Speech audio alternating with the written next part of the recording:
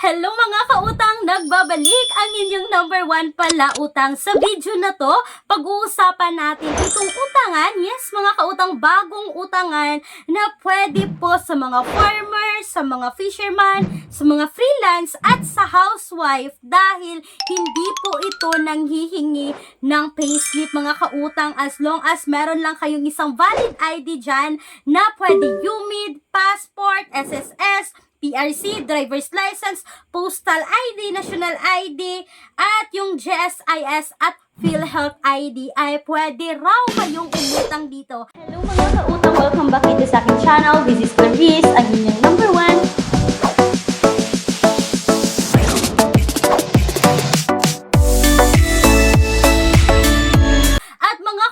Since bago yung loan application na to, hayaan nyo muna ako sa video na to na subukan kung ito na nga ba yung sagot sa emergency needs natin. At mga kautang, since bago ito loan application na to, no, makikita po ito sa Google Play Store or sa App Store. At nung ako po ay nag-apply mismo dito mga kautang, kailangan po talaga natin ibigay yung permission na ma-access yung installed application sa phones natin, yung camera, yung device information, yung SMS data collection, and they can also access our location.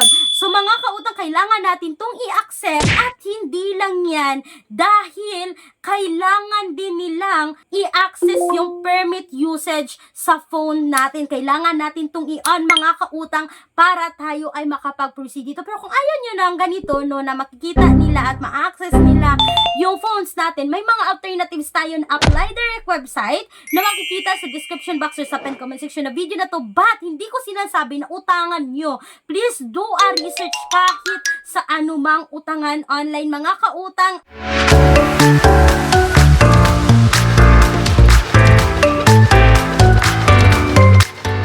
At eto na nga, no, talagang sinubukan ko si Fresh Loan, safe online loan mga kautang na makikita sa Google Play Store. Nag-installed ako dito, nag-apply ako dito. Makikita nyo 50,000 yung offer nila dito, your credit limit natin dito. But kapag tayo ay first time loaner is magsisimula po muna tayo sa small amount.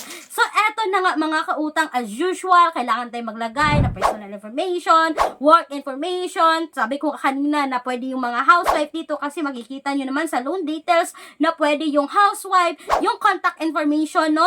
2 contact person lang yung hiningi dito sa loan application na to. Kailangan din nilang hingin yung Facebook, yung Messenger account at yung Viber account natin. So yung ibang mga utangan is hindi naman nanghihingi ng Facebook, but itong si Fresh Loan is hinihingi niya. And next is yung identification information. So meron din silang facial verification mga kautang, and that's the time na mag-select kayo dito ng valid ID. At nabanggit ko na kanina yung mga valid ID na gamitin dito. So eto na nga mga kautang, no, sinubukan kong utangan ito loan application na to, and please take note, makikita nyo na ngayon dito sa screen na hindi siya pwedeng i-screenshot yung details. Kaya mga kautang, naghanap ako ng way, no, na maipakita sa inyo yung loan details ng utangan na to. Kaya nag-record ako gamit yung isang phone ko mga kautang. Medyo blurred lang siya, but dito na, no, makikita natin dito mga kautang na 1,000 yung first offer sa akin na Fresh Loan, na makikita mo dito na babayaran ko raw ng 1,076 pesos. Tapos mga kautang, meron palang service fee. Yung loan application na to, makita nyo yung account management fee na 155 pesos, yung credit assessment fee na 175 pesos, at yung matatanggap natin rito mga kautang is 670 pesos dahil po sa mga kaltas nito, at babayaran natin ng 1,076. So ibig sabihin 76 pesos lang yung interest, mababa lang. Pero, ang laki naman po ng mga charges ng utangan na ito. So, nasa sa inyo na yan mga kautang. Kung okay lang sa inyo, nasa 1,000 na loan nyo, 670 na lang yung ma-receive.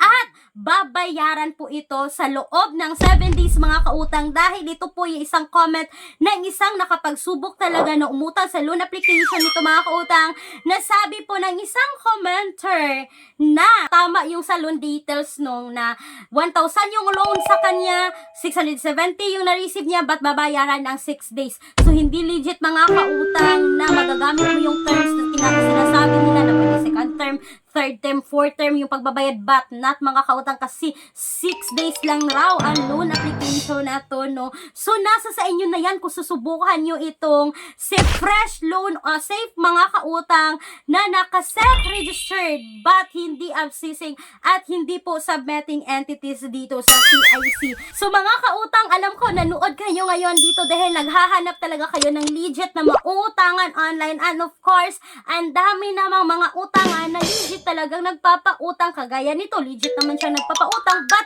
sobrang laki ng interest rate. So, yung hahanapin talaga natin, yung mababa lang yung interest rate at hindi 7 days. Ang dami dyan mga kautang, no, na mga option, like kagaya lamang kay Tala, kay Mabilis Cash, or kay Happy Cash mga kautang, at meron din naman sa description box sa comment section na video na to na pwede nyo i-visit, but please do a research, alamin muna lahat ng details. And speaking po sa palagi kong binabanggit dito na bank personal loan mga kautang, no, na nagpapautang ng minimum of 20,000, maximum of 2 million pesos. Yes mga kautang, legit po ito na bank personal loan, at please take note that all applications submitted is subject for bank approval. For more details dito, kindly email me right away, clarissa@gmail.com, or you can also Viber me mga kautang na makikita ngayon yung Viber number sa screen. So sana po ay nakatulong itong quick and honest review about kay Fresh Loan mga kautang na hindi recommended ngayon 2025, pero nasa sa inyo pa rin yan kung susubukan nyo dito,